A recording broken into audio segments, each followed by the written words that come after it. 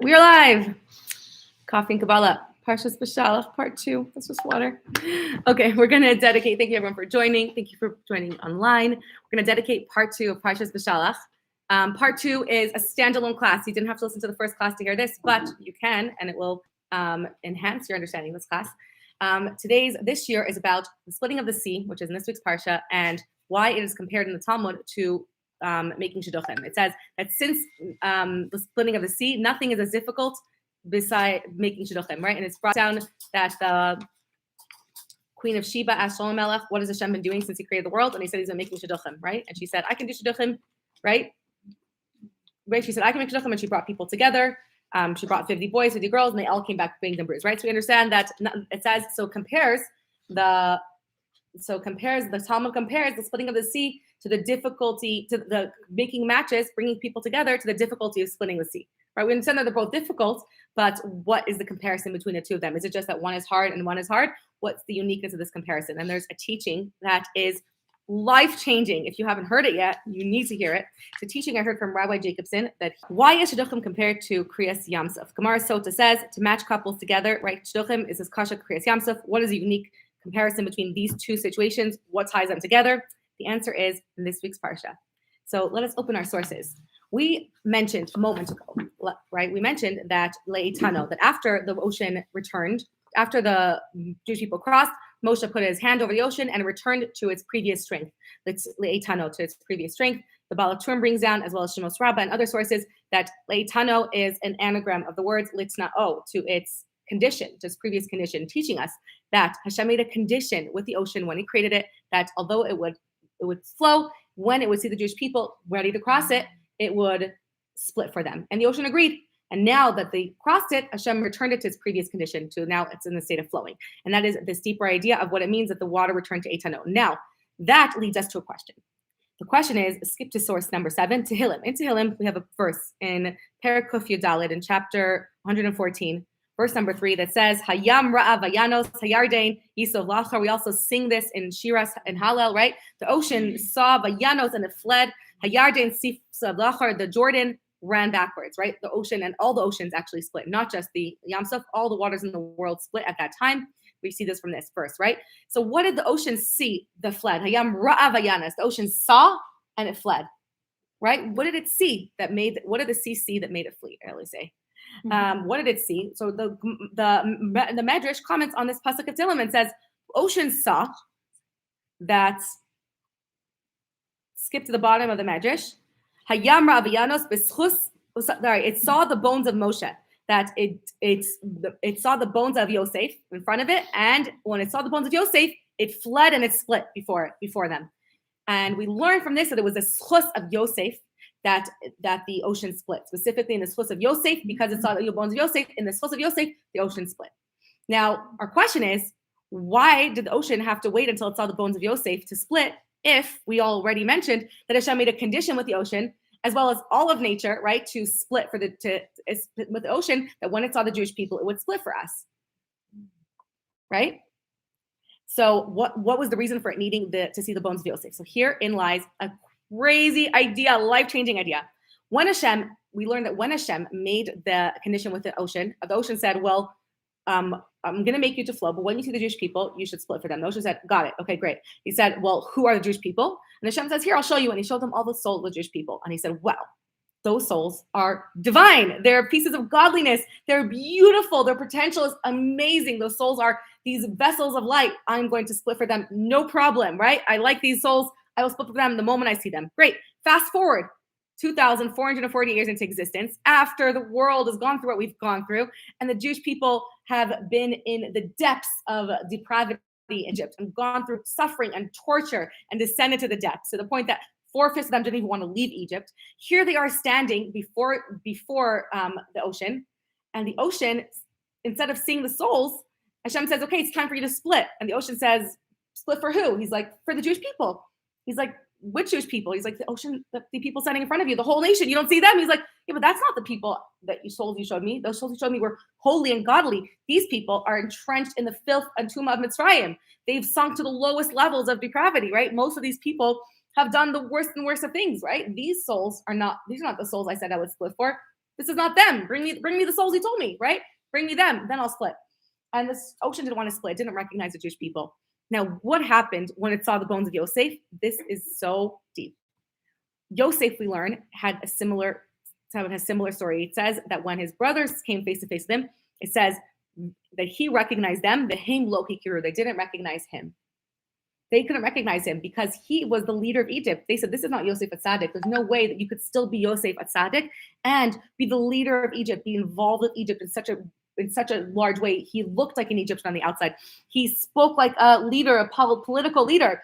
There was no way that could be Yosef. They said there's just no way they could work together, right? Yosef was our brother, a shepherd who learned with Yaakov all day. This can't be Yosef. And the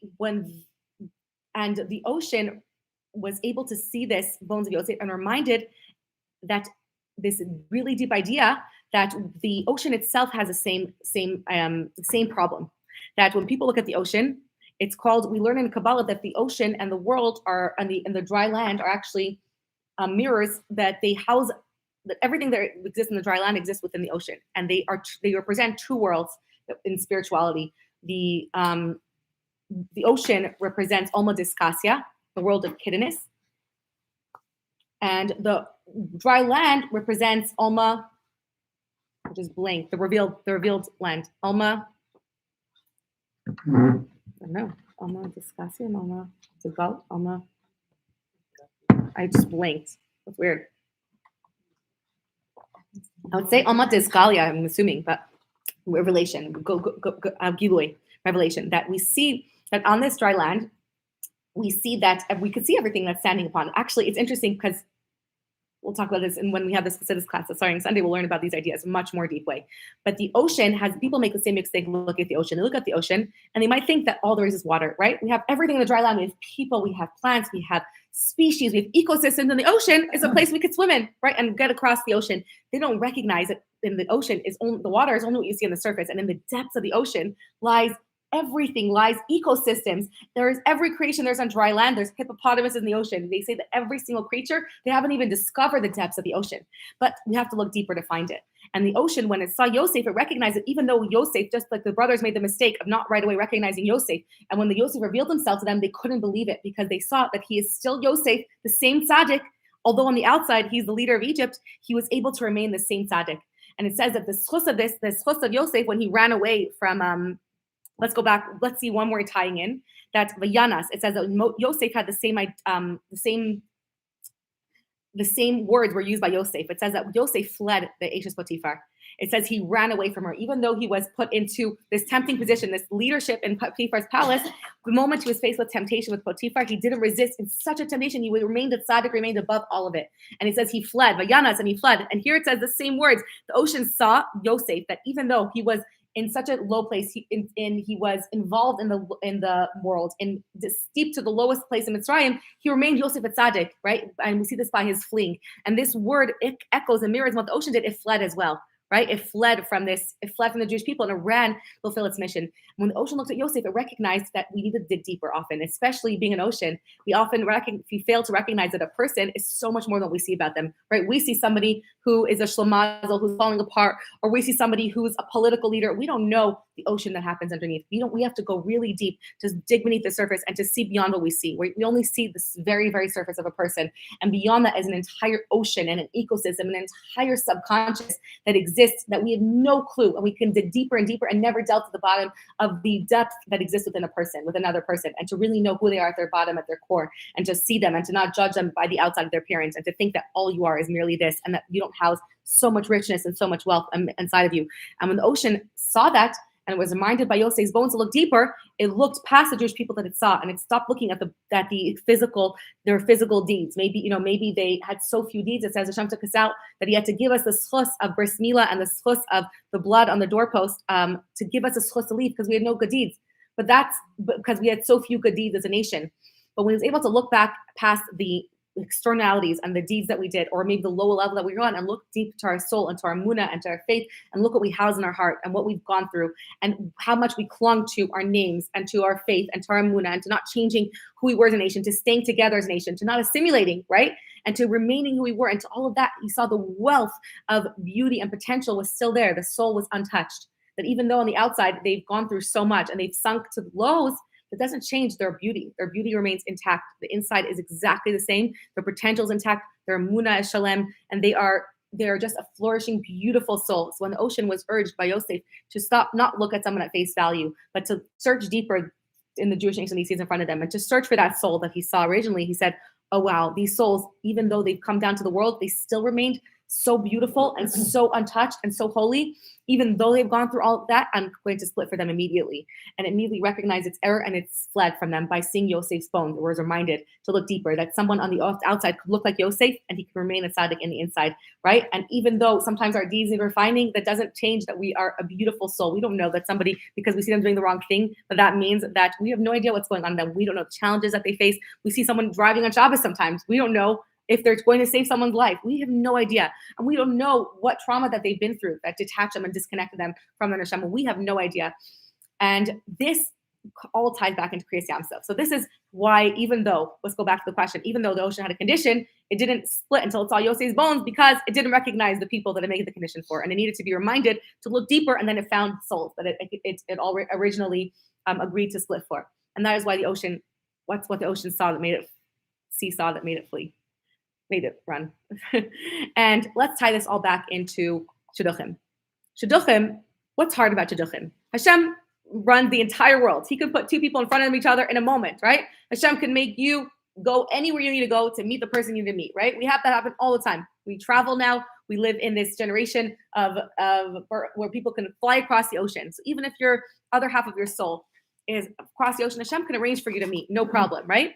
The issue isn't getting us in front of each other. The issue lies when Hashem gets two people in front of each other. What happens?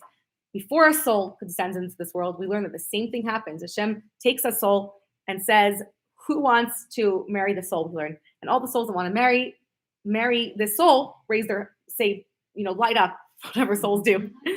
And Hashem says, well, to marry the soul, you're going to have to split. Right? You're going to have to split yourself to make space for this person in your life. You're going to be living your own independent existing, doing what you do in nature, right? You're going to have your own life.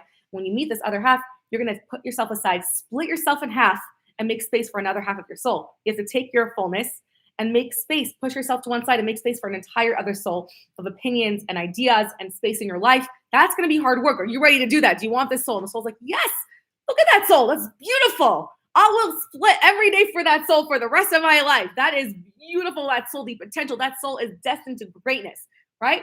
No problem. So the match is made. The souls, the two souls come down in this world, split. They each find their own lives. And Hashem says, great, you're in your 20s or in your 30s. Time for you to meet. He arranges for them to meet. They have a shidduch. However it happens, no problem, right? Hashem could do that in his sleep, right? It happens. They meet. And the girl sits across a boy, and she's like, that's not the soul that you showed me. Who's that guy? That guy, he has no career in mind. Look at his shoes he's wearing, right? Look what university he went to. I don't know how much money he has. Do you know what his brother does, right? His parents are Baal Tshuvas. He's a Baal Tshuva. There's so many things. And we're like, that's not the soul. The soul that my soul is destined for is this holy, lofty, great soul. Fast forward 20 years later, 30 years later, the soul came down to this world. It's affected by all the traumas and its existence every single day from the moment it's born, the traumas of living in this world, and all of the baggage is taken on, and all of the issues is taken on, and being limited in a physical body, and all of the struggles that it faces. We sit across, and sometimes the person even refuses to meet the person, right? Hashem arranges for them, but they refuse to even give them a look or a second date. They're like, do you see that nose? They're not wearing designer clothes.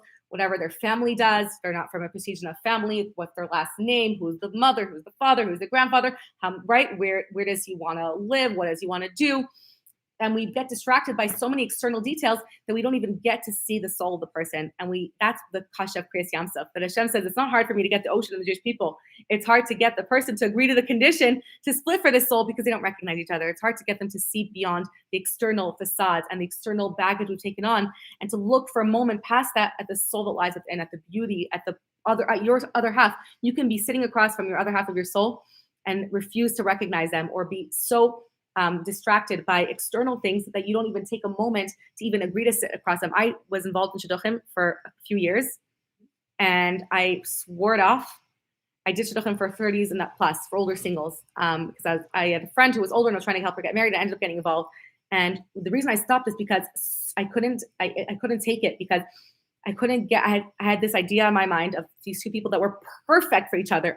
In my mind, they're happily married and have babies. Like, I have a very good intuition. I knew that they're perfect for each other.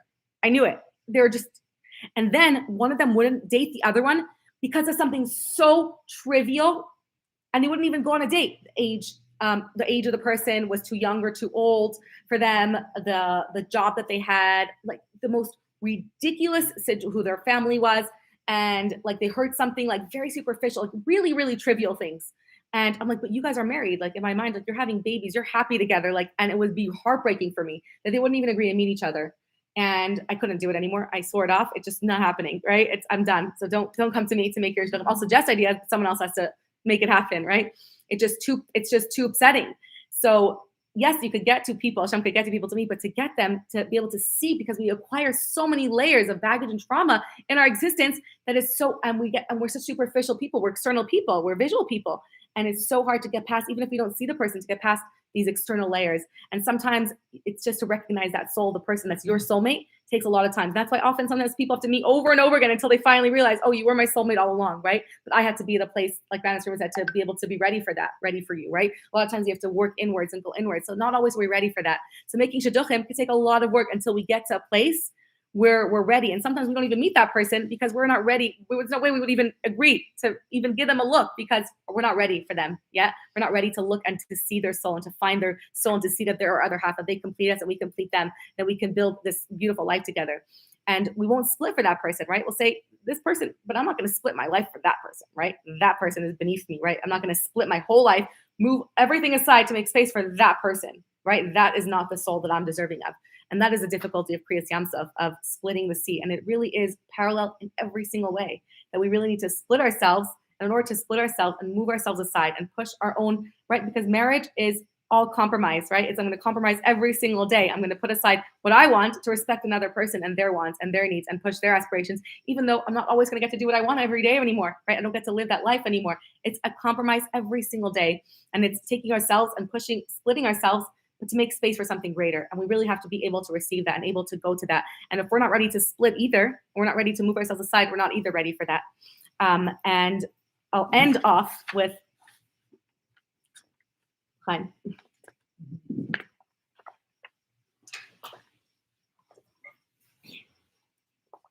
There we go. It's a teaching of Reb Aaron of Karlin, the Hasidic Rebbe of Karlin. He was a disciple of the Maggid of Mezrich, who was the disciple of the Baal Shem Tov. He's a huge tzaddik, Rebbe of Karlin. He passed away at age 36 on Pesach, 1772. He was a huge tzaddik, and this is his beautiful, life-changing teaching. I think that this idea continues in our lives. It doesn't just happen when we meet somebody, when the first initial meeting, that we have to split for somebody. I think this idea happens every moment of our lives, in every situation, and especially in our relationships, that we have to be able to every day look at a person and to remember that every day we're expected to split our ocean and split our sea. Our ocean is our entire wealth of ourselves, our entire existence of ourselves, and to split and make room for another person. And that tzimtzum is another very deep Hasidic idea, right? There's no other without tzimtzum. Hashem couldn't make a world. Hashem created the world with this idea. He took himself, put himself aside to make a space where there's an other is possible. Because if there is no other, then if Hashem didn't move himself aside, then he would be everywhere. And he concealed himself, and that's why we have a world of so many concealments, because he concealed himself, put himself aside, and that's what we do. We conceal ourselves. That's what splitting ourselves means. It means concealing ourselves, diminishing ourselves in a way, and that's how marriage is born, and that's how compromise is born. That's how love and relationships are born, in this constant splitting, in this constant moving aside and compromising for one another, because we can see the depth and the beauty that another person has to offer, because we can look deeper and we can see the beauty and the richness of another person. And I think a good relationship comes from the understanding that it's not always, that there's not always light and perfection. That light sometimes comes from the darkest situations, from the darkness. And we see specifically in this week's Parsha in so many ways that just like Paro himself, right, was the one who transformed that idea, that from the darkness itself, from the greatest darkness, was the one who brought the light. And a lot of times harmony comes from the otherness of the person. That even the otherness of the person that's challenging you is what brings apart greatest beauty and the greatest unity.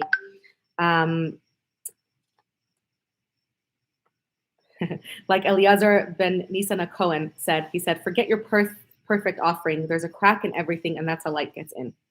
So cracking ourselves, that splitting of ourselves, that like lowness is that same idea that we have to crack ourselves open sometimes and break ourselves open sometimes to make room for light, to make room for another. So sometimes if we're despondent or devastated, that's okay, because we can understand that from that darkness, from that space, not to resist it, but to welcome the light into that space. So I bench all of us to remember this idea, to constantly be able to look beyond the surface of ourselves and of others, and to see what lies deeper, lies beyond the surface, and to see the wealth and the beauty that in another situation, and to give that chance to ourselves as well, to say that, yes, I may have messed up, right? But that's just one layer. Beyond that, I have so much beauty and so much potential. I'm not measured by my biggest failure, right? I'm not measured by my one failure, right? That's just a tiny part of my life.